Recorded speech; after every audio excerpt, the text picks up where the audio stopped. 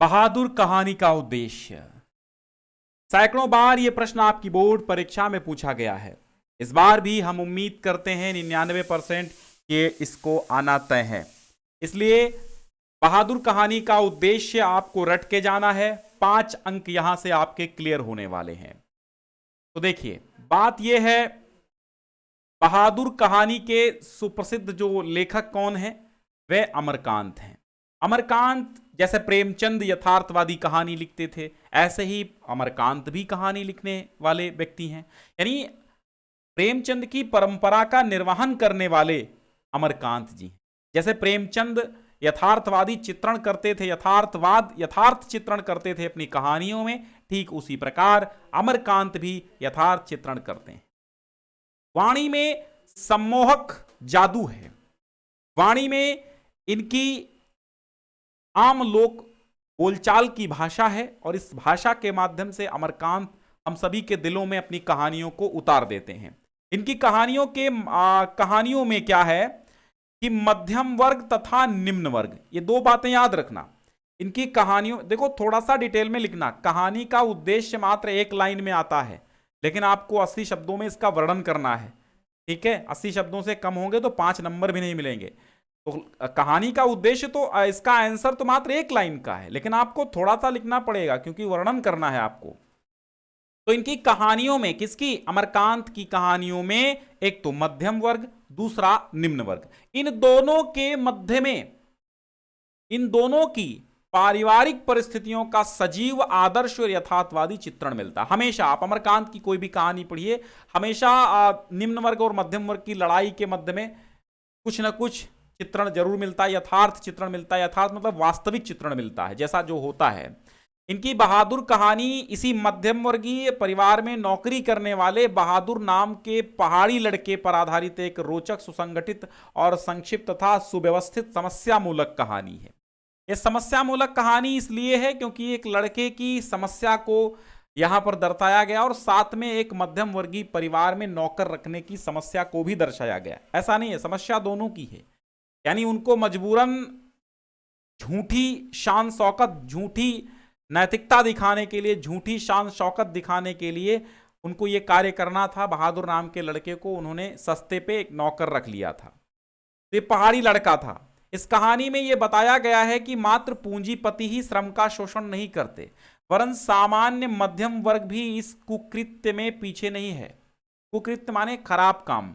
यानी इस कहानी में, बहादुर कहानी में दर्शाया गया कि भाई पूंजीपति यानी जो सबसे अमीर लोग होते हैं, उच्च क्वालिटी के, उच्च वर्ग, तो इस कहानी में यही बताया गया है कि जो पूंजीपति है केवल वही श्रम का शोषण नहीं करते, श्रम यानी श्रमिक का शोषण वही नहीं करते, श्रमिक का शोषण मध्यम वर्ग के लोग भी करते हैं।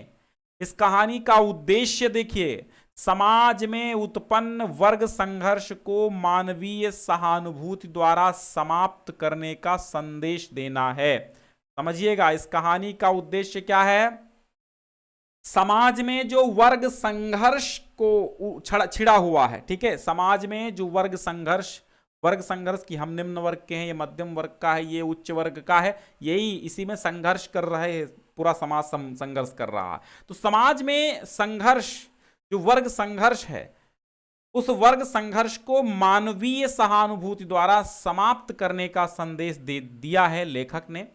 शोषितों के प्रति मानवता एवं प्रेम का व्यवहार ऊंच नीच के भेद के कारण दिलों में पड़ी दरार को भर देता है। शोषितों के प्रति, अगर जो व्यक्ति शोषित हैं, गरीब हैं, परेशान हैं, अगर मानवता एवं प्रेम का व्यवहार उनके साथ किया जाता है तो जो ऊंच नीच की खाई होती है, इसको पाटने का कार्य होता है।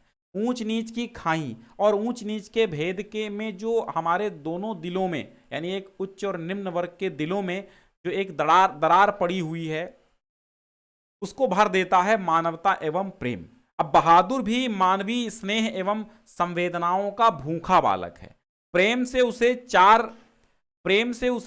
4 काम करवा लो, लेकिन घृणा से वो एक भी काम नहीं करेगा, क्योंकि बहादुर क्या है, मानवीय स्नेह, मनुष्य के प्रेम एवं संवेदनाओं का भूखा है। संवेदना आप पूछेंगे क्या है, संवेदना मतलब भाव, है ना।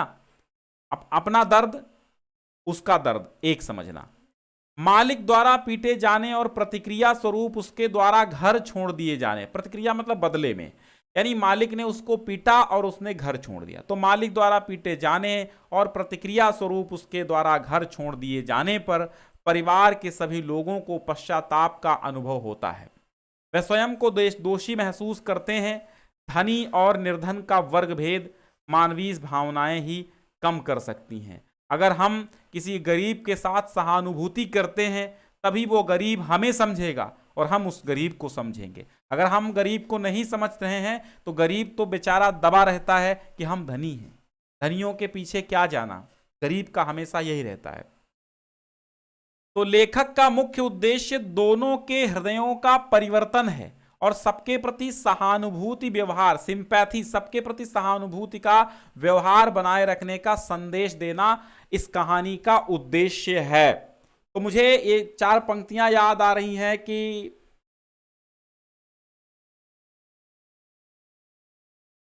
मेहनत कशों ने भूख में जो प्राण त्याग दिए, फिर इन कोठियों का पानी कौन भरेगा। मेहनत कशों ने भूख में जो प्राण त्याग दिए, फिर इन कोठियों का पानी कौन भरेगा। झील पे ही बादल बरस के चले गए, तो धरती की चुनर को धानी कौन करेगा।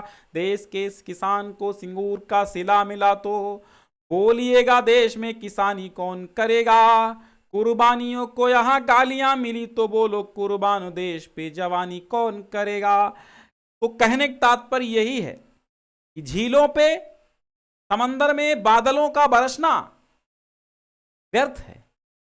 वृथा वृष्टि समुद्रेषु वृथा तप्तस्य भोजनम। जो छका हुआ व्यक्ति है उसको भोजन देने से क्या लाभ, और जो समंदर की तरह भरा हुआ तालाब है उसमें पानी बरसने से क्या मतलब है। यानी दोनों के हृदयों में परिवर्तन होना चाहिए, और दूसरे यानी कि निम्न वर्ग के हृदय में तभी परिवर्तन होगा जब उच्च वर्ग सहानुभूति दिखाएगा निम्न वर्ग के प्रति। बात समझ में आई हो तो एक बार लाइक शेयर सब्सक्राइब जरूर करिएगा। कहानी को शेयर करना आपका कर्तव्य है। ठीक है, बहुत बहुत शुक्रिया। मिलते हैं अगली कहानी के साथ। हालांकि सारी कहानियों का उद्देश्य मैं धीरे धीरे निपटा चुका हूं।